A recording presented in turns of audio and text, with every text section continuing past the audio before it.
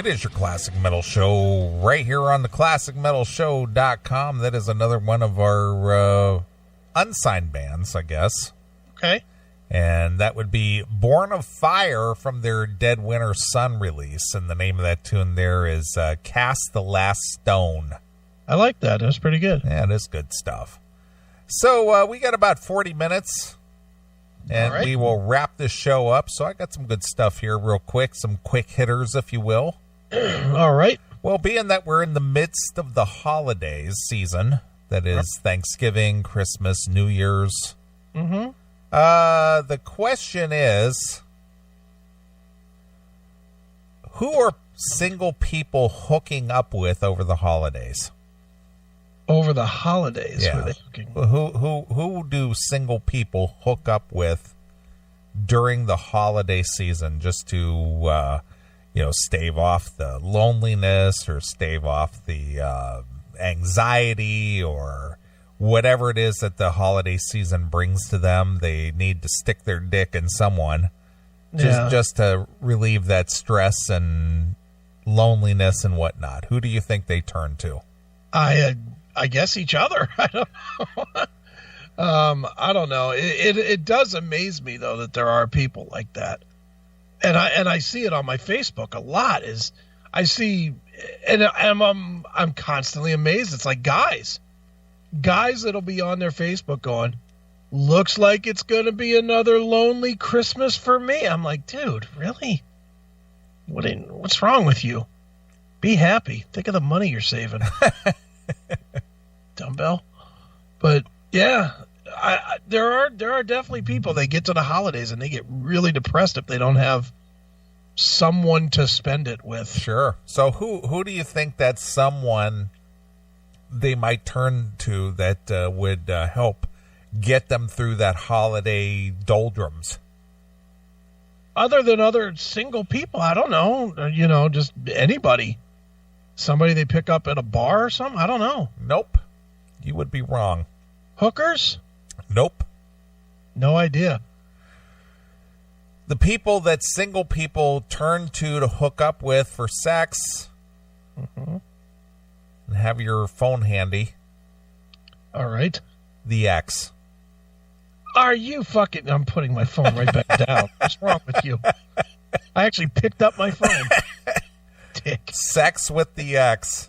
Ugh, no way. Well, that is what happens. Jesus Christ. I'd rather have a fucking fleshlight that's been fucking having a cactus growing in it first. That's what a lot of single people are doing over the holidays. Indeed, a survey of 2,000 singles by the dating site, one of your favorite. Plenty of Fish? Plenty of Fish. All right. Found that roughly 1 in 3 admitted that they've hooked up with an ex over the holiday season. Ugh. Talk about zero self-pride. Uh-huh. God. Got to go back to the familiarity, the familiar ground. That is just having no self-pride at all. She sucks, and I fucking hate her, or she hates me, and she cheated on me, but I need a nut, so might as well go there. Yeah, it's familiar to me. At least I know exactly how to fucking rub that G-spot. Right. Ugh, yuck. And that's not the only person they're getting it on with. Don't tell me they're moms, or I'm out of here. About half of the people polled admitted they previously kissed a coworker at an office holiday party. Now that I can see. Okay. You can't see that? Well, yeah, of course. But my point, the point here is that, either you're hooking up with the ex because of the familiarity. Yeah. Or you're comfortable enough with your coworker to sneak a little kiss in there during a drunken holiday event, maybe. That's usually what it is. It's that liquid courage. Sure. I'm for that. That I'm okay with. Okay. Both these hookup types can be questionable. Dr. Crystal Lee, a licensed psychologist and owner of the Concierge Psychologist Clinic, notes that they can lead to a confusing feelings toward your ex and an awkward encounter with your coworker. Sure. For some people, the feelings caused by these hookups can mean pricey trips to the shrink at a roughly $75 to $150 an hour to analyze the why of it. For others, it can mean a new job search so you don't have to deal with the coworker hookup fallout. I'm out of here, pal. Yeah, I can see that, though. I banged Nancy in accounting. You know what, dude? That's actually kind of a scary thought, really, banging somebody that you're working with. Because no matter what, it's almost destined to go bad. Of course. There's so many ways that can go bad versus the one way it can be good. You know, there's only one way it can be good is if you end up, living happily ever after. But everything else is like bad. Just angry feelings, and what if she starts fucking the other guy in the office? Well, what if she turns around and says that you sexually harassed her or took advantage of her during a vulnerable state of being drunk? Yeah. And you had a hula girl in your fucking car. What if she wants more than you want out of the quote unquote the relationship? Yeah. And you rebuffed her, and then she's just like, ooh. Yeah. He touched me. Yuck. Uh-huh. This is a bad time to be a fucking dater, isn't it? Most of us, of course, know hooking up with an ex or a coworker is often questionable choice, and yet we do it anyway. Right. The reason? Laziness? No. No? We're lonely. Oh, please. Well, you just said it yourself. You see it on the Facebook. I do, and I don't get it. How? Maybe it's just me, and I'll be the first one to admit I am Johnny Social Butterfly. I don't think that's any secret. But how do you get? And this is gonna sound stupid, but I'm just gonna say it anyway. How do you get lonely? How does that even happen? It's a concept that is 1,000% foreign to me. I get bored sometimes when I'm alone, but I can't ever think of a time where I was like, oh, I just need a person here to make my life complete. And that's including being married, which is probably why I was a terrible husband, because I never, ever felt like, well, my life was now complete because I got this person in it. You've been single for fucking 30 fucking years. Have you ever felt, quote unquote, lonely?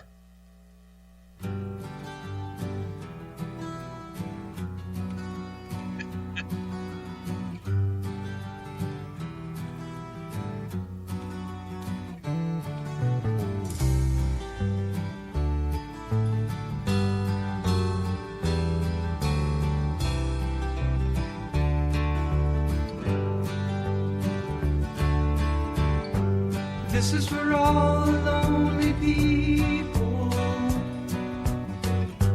thinking that life has passed them by. Don't give up until you drink from the silver cup and ride that highway in the sky.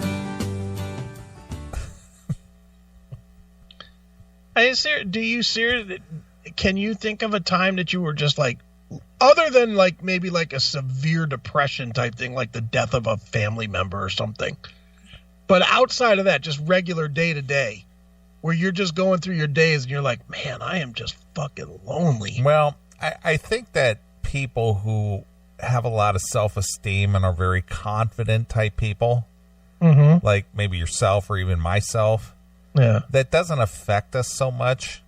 Okay. But it's the downtrodden people who feel that maybe life has dealt them a bad hand, or, they're not worthy of, a significant other or whatever, and they're missing that thing, whatever that thing is.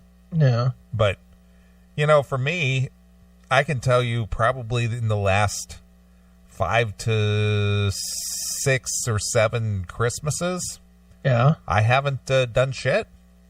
I've stayed at home. I've enjoyed a bottle of wine, watched some movies. Didn't do shit. And I was perfectly fine with that. The thing I never really understand is if you are lonely, it's not hard to find people to hang out with. Well, this goes back to what I just said about people with a low self-esteem or low, low opinion. They're not going to go out and seek other people because they just don't think that they have the wherewithal to, I don't know, mingle. But if you were coming home to your place every single day and you were dreading it because you were like, I just can't be in that house all by myself. Well, that's why people turn to like alcohol and stuff. I mean, I would just think that whatever your interest is, you would go to that and see if you met somebody at that. Whether it was a sporting event or movie or a concert or church or whatever it is. I would think, you would go to wherever those types of people gather. And, I mean, dude, how many friends have you made at concerts just because you have the same interest and you meet up with somebody at a show and you've never met them before and you just start talking about, oh, dude, you like fucking Skid Row? Yeah, me too. That's how I met Rockin' Randy. Yeah. Yeah, I mean, that's how that worked. I think that's how you met me too, wasn't it? Black Crowes. Well, I met you through Randy, but I met Randy at a Jackal show. Yeah. But you just strike up a conversation. Oh, you a fan? Yeah, cool. What do you do? Oh, well, I do this. What do you do? Blah, blah, blah. Hey, maybe we can fucking go get a beer sometime. Onward you go. I've always looked at being lonely as a place that you choose to be. Mm-hmm. It's definitely not somewhere that you're forced to be. Right. It's easy to meet people. At least to me, it's easy. Well, sometimes you just kind of lose your steam and you just don't go out and seek whatever it is that you're looking for anymore. It's because, you either given up or you're, lost your drive or you just don't have it in you to go seek it out anymore. Yeah. And I get that for a bit, I guess, because, I mean, I'll admit, hell, I got a book on the shelf that tells you that I fucking got depressed and really didn't want to go and deal with people. But after a little while, I snapped right through that. I had that dull spot and then it perked back up. But I mean, there's so many people that are out there that are like, they get to certain points, their birthday or their fucking Christmas or whatever, and they are truly devastated that they don't have a significant other to spend it with. And it's like, dude, count your fucking blessings. Because, and I really believe this. And married people, you're not going to like what I'm about to say right now, but too bad.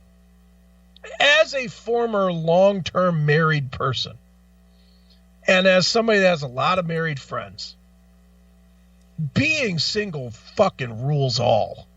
And it rules all because in the best marriage, the absolute best marriage, the one where the guy and the girl get along perfect, there is still 5,000 times more aggravation than there is in being single.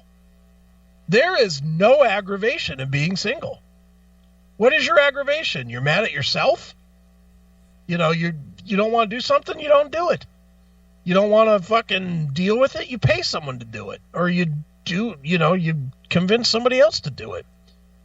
Everything in a marriage, in the best marriage, is the complete opposite of that. It's making compromises. And what is making compromises? It's how much shit do I not want to do, but will I be willing to do anyway so that I can get my dick in a hole? That's really what it is. And sex turns into a weapon in a marriage or a, not necessarily a weapon, but a convincer. Right. You know what I mean? Like it does. I mean, it's not a weapon. It's not, you want some dinner, you want some pussy, then make me dinner. It's not usually like that, but it's usually that, oh, well, you didn't do the yard work today, and now you think I'm going to come in and just fuck you when I'm out here cutting the grass instead of you? No fucking way, you know. It's that kind of a thing, and no, dude, it's just aggravation. Marriage is aggravation. It literally turns into how much aggravation can you take? Right. And man, you know, I've been single, 5 years now? 2012, 5.5 years. There's zero chance of ever going back to that. Why would I downgrade my life again? Sure. I mean, that's honestly, and maybe that's a horrible way to look at it. It probably is. But to me, ever getting into a marriage again is purposely downgrading my life again. No thanks. Could never do it. That's fucking crazy. Well, isn't that what was his name in Casino? Sam? Oh, Sam Rothstein. Yeah, he says, I decided to complicate my life. Yeah. He totally fucked it up. That guy had... Dude, you watch that movie and you're like, why? You're like, why? He could have banged her for nothing. First of all, he could have banged Ginger for nothing. You know, just by letting her be in the casino and just throwing some money at her, which he was doing anyway as a married guy. But he could have thrown the money at her and then told her to walk away. And it would have been a whole lot cheaper and easier, but he didn't. And I mean, he's going through the casino. Every single night they showed him he's at a table with some fucking hot, big-titted chick. So in reality, you know he was banging them. Why did he fuck up that? For what? To marry the one hooker in the fucking place. What a dummy. Yeah. Fucking Sam Rothstein. The guy bet on everything but himself, idiot. And there's another one with Nicolas Cage. Nicolas Cage? I think it's called The Family Guy. Can't say that I've seen it. The Family Man, I think it's called. The Family Man. Okay. And this guy, very successful, like, business broker, stockbroker guy, you know, drives like a Porsche or Jaguar or something. He's got a really kick-ass apartment, a lot of great clothes, all this other shit. Sure. And all he's dreaming about is his college girlfriend. Okay. Like how his life would be so much different if he had made different choices. Okay. And like he's longing for this, this life with this chick with a couple of kids and right working at his father-in-law's tire shop. Right. And I watched that and it's like, what the fuck are you thinking? Yeah. Why would that be better? You know, that's the, I guess I have the perspective because I was in it for a long time. And when you're in it, I guess you just forget. I don't know. It's kind of, I kind of look at the day-to-day hassle of being married as kind of like when you take a shit. And, we all take a shit once, twice a day, right? And yet you never remember. I mean, do you remember exactly how you wiped your ass? No. No. You just did. You did, right? You did. Yeah, you don't even think about it because it's an involuntary reaction. Every once in a while, God reminds you that you did because you got to change the toilet paper roll. But for the most part, you never remember taking a shit. And you never remember anything about it because it's something you don't want to remember, and it's something that it's just not important to your day-to-day. And a marriage is just like that. All the nagging, all the bitching, all the whining is kind of forgotten. You just it happens, and then you just kind of let it go most of the time. Well, I know what this segment's going to be titled. Marriage is like taking a shit. Am I wrong? No, I'm not wrong. And ultimately the flare-ups in the marriage are kind of like when you've got that fucking really hard constipated shit that's too big for your asshole. Not if you're taking Perfect 7, my friend. Right. I did take Perfect 7. I took a Perfect 7. I took a whole can of Perfect 7 in October of 2012 when I signed my paperwork. That's what that was. That was cleaning my colon. Yeah, that was a Perfect 7 on paper. It was. It expunged my colon. Right. It really was. I mean, you don't think that taking a shit and marriage would be the same, but they're exactly the same. Well, I know I'm going to title this one, Marriage is Like Taking a Shit. Anyway, but yeah, it's, I don't get the lonely. Be thrilled that you're alone. If for nothing else than the fucking $3,000 to $1,000 you get to keep in your pocket in the next 2 weeks. Right. Look, honey, who I've been with for fucking 6 weeks, I bought you a TV. Ugh. Fucking stupid. Buy yourself a TV. Enjoy it. Right. During the holidays, there's an increase in feelings of loneliness and isolation. Some people hook up with others in order to fend off those feelings. All those holidays, festivities can sometimes make single people feel more lonely. Mm-hmm. Singles go to parties, family, and social events and glance around the room and describe feelings that as if they're the oddball without a pair on Noah's Ark. Really? That's how they feel? That's according to what this study is. Okay. Let's see here. The hookups can be explained by loneliness and the wish to snuggle up next to a warm body and be held in somebody's arms. Said no straight man ever. But the bubbly doesn't help either. There's generally an increase in alcohol consumption. Think of all the holiday parties that happen in short span of time during the holidays, which can lead to more hookups because of a decrease in inhibition. So it's the alcohol. Worried that you might make a questionable hookup this holiday season? The first step is to combat your feelings of loneliness quickly. The antidote to loneliness is activity. Loneliness is kicked in the butt when the person takes action, just like what you just said. Yeah. Whether it's washing dishes, organizing papers, doing housework, making a phone call to a friend, meeting someone for dinner, or joining your neighborhood weekly poker party. So they're saying that you can feel less lonely by washing dishes? Well, just keep your mind occupied. Well, anybody that needs to feel less lonely, come on over here about 7 o'clock any night, and I'll let you wash my dishes. And I'll even talk to you. Yeah. So don't hook up with the ex and don't bang Nancy in the accounting department at your job.